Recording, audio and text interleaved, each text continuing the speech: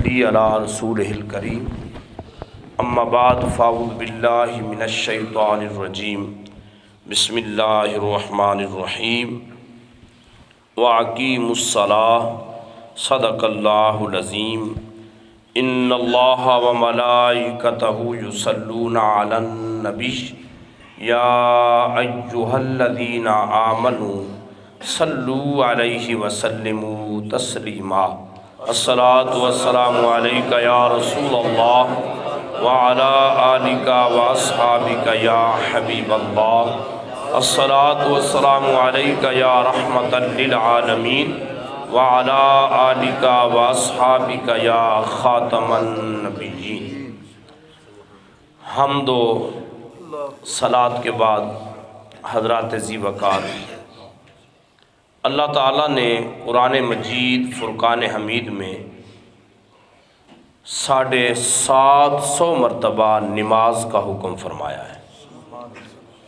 اللہ تعالیٰ کا ایک دفعہ کہہ دینا ہمارے لیے کافی تھا، کیونکہ مالک جو ہوتا ہے وہ ایک دفعہ جو حکم صادر کر دے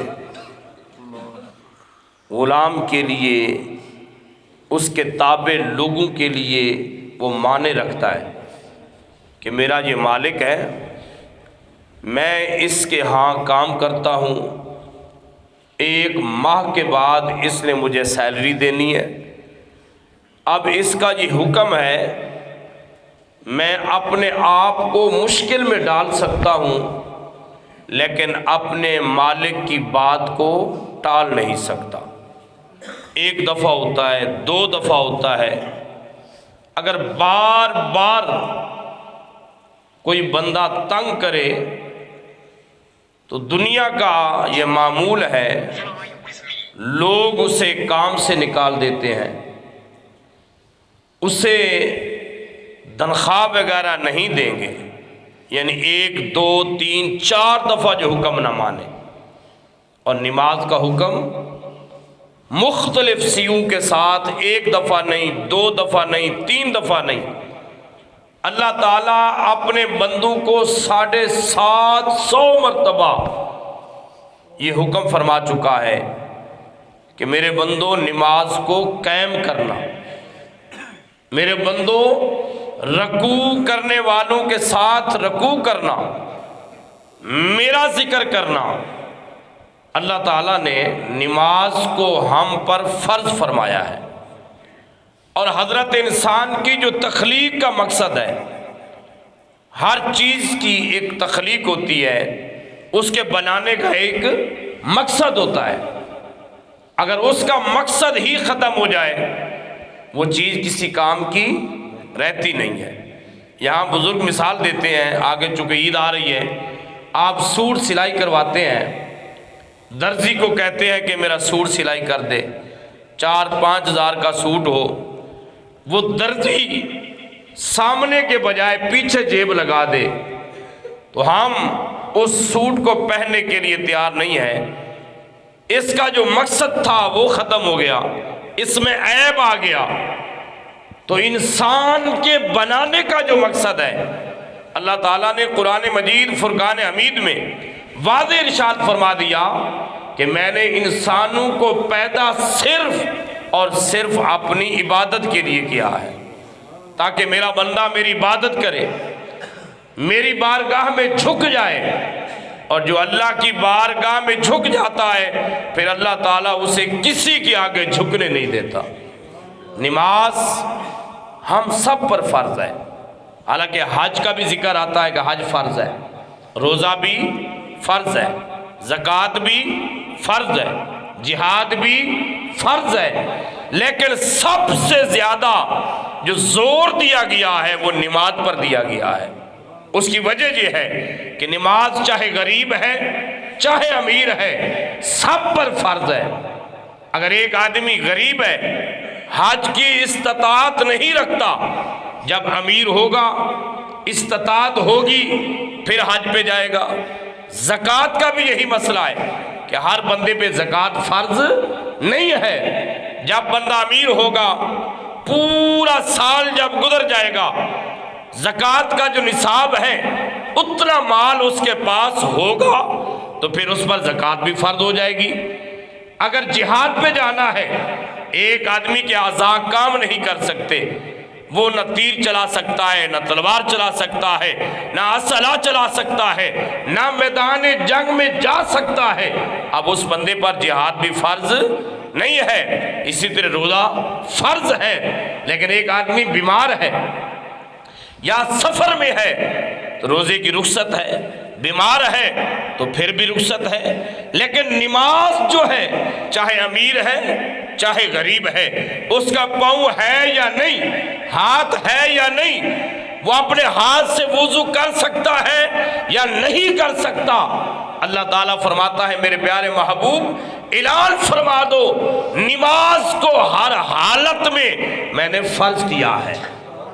अगर आकिल है, बालिग है, समझदार है तो उसका हिसाब होगा, एक एक नमाज का हिसाब होगा। दोस्तान मोहतरम, आप अंदाज़ा फरमाए कितनी अहम है नमाज कि अल्लाह ताला ने 750 मरतबा अपने बंदू को हुक्म फरमाया है कि नमाज को ना छोड़ना, नमाज को कायम करना, नमाज की पाबंदी करना। बल्कि प्यारे आका सल्लल्लाहु अलैहि वसल्लम ने तो हद कर दी। आप सल्लल्लाहु अलैहि वसल्लम ने फरमाया, ऐ लोगो, तुम कहते हो कि हम दीन इस्लाम पर पक्के हैं, हमारा मजहब दीन इस्लाम है, तो आपको पता होना चाहिए कि दीन इस्लाम का सतून क्या है, थम क्या है। सरकार दो आलम सल्लल्लाहु अलैहि वसल्लम ने फरमाया, इस दीन का थम जो है, सतून जो है, अल्लाह ताला ने नमाज को बनाया है। यानी एक बिल्डिंग आप तैयार करते हैं, उसके अंदर सतून की जरूरत है, आप थम नहीं देते, सतून नहीं देते या वो गिर जाता है तो पूरी बिल्डिंग गिर जाती है। इसी तरह अल्लाह ताला के प्यारे हबीब सल्लल्लाहु अलैहि वसल्लम ने नमाज को दीन का सतून करार दिया है। नमाज नबी पाक सल्लल्लाहु अलैहि वसल्लम की पसंदीदा अमल है। सरकार दो आलम सल्लल्लाहु अलैहि वसल्लम ने फरमाया कि जब कोई बंदा नमाज पढ़ता है, मुझ मोहम्मद की आंखों को ठंडक पहुंच जाती है। माह रमज़ान मुबारक की सातें चल रही हैं, घड़ियाँ चल रही हैं, आज से तहिया कर लो। मैंने पहले भी अर्ज किया था, ये दिन जो है हमारे लिए बहुत अहम है। अगर इस माह में आप कोशिश करते हैं, शहर में है, काम पर है, फैक्ट्री में है, कारखाने में है, घर है, नमाज की पाबंदी कर लें, इंशाअल्लाह ताला रमज़ान मुबारक की बरकत से जो बेनमाजी है वो पक्का नमाजी बन जाएगा। और नमाज की बरकत के क्या कहने, सरकार दो आलम सल्लल्लाहु अलैहि वसल्लम की हदीस मुबारक है, जब मैं और आप मस्जिद में आते हैं, वुजू करते हैं, सफ में खड़े हो जाते हैं, जब बंदा कहने लगता है ना अल्लाहु अकबर, तो अल्लाह ताला फरिश्तों को हुक्म फरमाता है, फरिश्तों मेरा बंदा मेरी बारगाह में हाजिर हो चुका है, मेरी इबादत के लिए हाजिर हो चुका है, इसके कंधों पर गुनाहों के ढेर हैं, गुनाहों के भार हैं, या अल्लाह हुक्म किया है। अल्लाह ताला फरमाता है जितने भी गुनाहों के ढेर है उतार कर साइड पे रख दो। हदीस पाक में आता है फरिश्ते सारे गुनाह साइड पे रख देते हैं। अब बंदा अल्लाह की इबादत करता है, कभी रुकू करता है, और सुभान अल्लाह क्या कहने इस नमाज के, अल्लाह के फरिश्ते जब अल्लाह की इबादत करते हैं, जो रुकू में है वो रुकू में खड़ा है, जो सजदे में है वो सजदे में खड़ा है, जो क़याम में है वो क़याम में खड़ा है। लेकिन जब एक बंदा खुदा हजूर का उम्मती नमाज पढ़ता है तो अल्लाह के फरिश्ते भी रश करते हैं, सुभान अल्लाह कहते हैं, या अल्लाह कुर्बान जाए तेरे इन बंदू पर, हम तो सिर्फ सजदा कर सकते हैं, रकू करने वाला सिर्फ रकू कर सकता है, लेकिन तूने अपने बंदू को कितनी शान अता फरमाई है, रकू भी इबादत के अंदर, सजदा भी इबादत के अंदर, क़याम भी इबादत के अंदर, जलसा भी इबादत के अंदर। दोस्तान मोहतरम, जब बंदा नमाज शुरू करता है तो सारे गुनाह साइड पे रखे जाते हैं। जब नमाज से फारिग होकर आप گھر کی طرف جاتے ہیں تو فرشتے عرض کرتے ہیں یا اللہ تیرے بندے نے نماز تو پڑھ لی ہے، اب وہ گناہ بھی اس کو ساتھ دے دے۔ اللہ فرماتا ہے فرشتوں میری رحمت کو گوارا نہیں کہ میرا بندہ میری بارگاہ میں آ کر جب کہے اے اللہ تو رحیم بھی ہے، کریم بھی ہے، مالک یوم الدین بھی ہے، میری تعریف کی، میری تسبیحات کو بیان کیا، اے فرشتوں گواہ بن جاؤ نماز کے صدقہ سے میں نے اس کے سارے گناہوں کو معاف فرما دیا ہے۔ دوستان محترم، نماز بہت اعلیٰ چیز ہے۔ خدا کے لیے خود بھی نمازی بنے، اپنے بچوں کو نمازی بنائیں۔ نماز کے اندر سکون ہی سکون ہے، نماز کے اندر الفت ہی الفت ہے، اور ہر مرض کا علاج اگر نماز کے طبی فوائد بیان کیے جائیں، انشاءاللہ ایک درس میں ہم طبی فوائد بیان کیے کریں گے کہ رکوع کا فائدہ کیا ہے، سجدے کا فائدہ کیا ہے۔ یہ جو ہم کہتے ہیں اللہ اکبر، ذرا آپ تھوڑا سا ابھی بیٹھ کے پریکٹیکل کریں، آرام سے، جلدی نہیں کرنی، ایسے کریں، ایسے۔ اب دیکھیں اس کا فائدہ کیا ہے، آپ کے جتنے بھی یہ شریانے ہیں، پٹھے ہیں، ان کو طاقت مل رہی ہے، تھکاوٹ دور ہو رہی ہے۔ یعنی نماز کے طبی فوائد اتنے ہیں کہ آپ حیران ہو جائیں۔ بندہ پاگل پن جیسے بڑے مرض سے اگر بچنا چاہتا ہے تو وہ سجدہ کیا کرے۔